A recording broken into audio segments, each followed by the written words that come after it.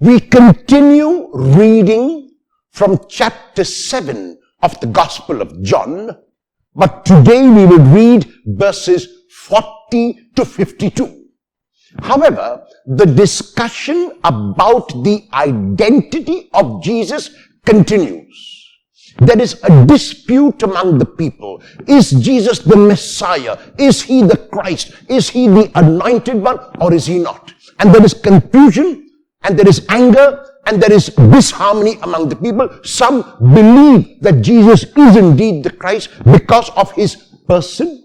Others will refuse to believe because his very person is a threat to them. There is a phrase which we often use in English, which is, I know. While it is fine to say I know when we really know, unlike the religious leaders of the time of Jesus who said I know when they did not know, is dangerous. They were aware of the scriptures. They were aware that God spoke in the scriptures. They were aware that the scriptures had prophesied that the Messiah would never come from Galilee. Galilee was regarded as Galilee of the Gentiles, of the unbelievers. So the Messiah could not come from a place where there was unbelief. The Messiah had to come from a holy place. The Messiah had to be of the lineage of David. The Messiah had to come from Bethlehem. They were not aware that the birth of Jesus, according to the Gospels, took place in Bethlehem. They were not aware that Jesus was of the lineage of David, or even if they were aware, they did not want to believe because Jesus was a totally different kind of Messiah from the one whom they expected. They expected a warrior Messiah. They expected a Messiah who would come on a horse. They expected a Messiah who would wage war with the Romans and overthrow them. And here was Jesus, who was the Messiah indeed, and came not on a horse but on a colt.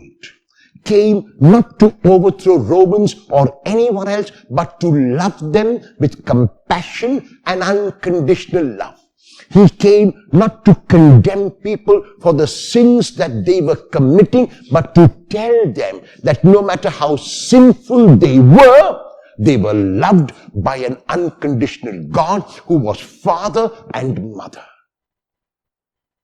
If the religious leaders had this fixed idea in their minds of the kind of Messiah, of their own worth before the Messiah, they were unable to accept this new revelation, this radical proclamation, and so they rejected the Lord. And they justified their rejection by appealing to the scriptures, by talking about the fact that they were intellectuals and knew. I know.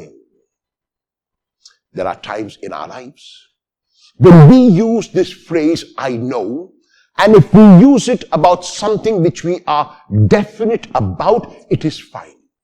But if we use it to stop an argument, when someone tells us something and we simply stop the person by saying, I know, and because we are refusing to change, then we are behaving very much like the religious leaders of the time of Jesus, and we need to stop, to open our minds and our hearts, and to realize that God can choose a variety of ways to reveal himself.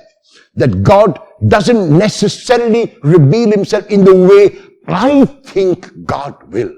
And so my job is not to tell God how God must reveal himself, but to open my mind and my heart to whatever revelation and whenever God reveals himself. How will you show that your mind and heart is open to whatever revelation God will make today?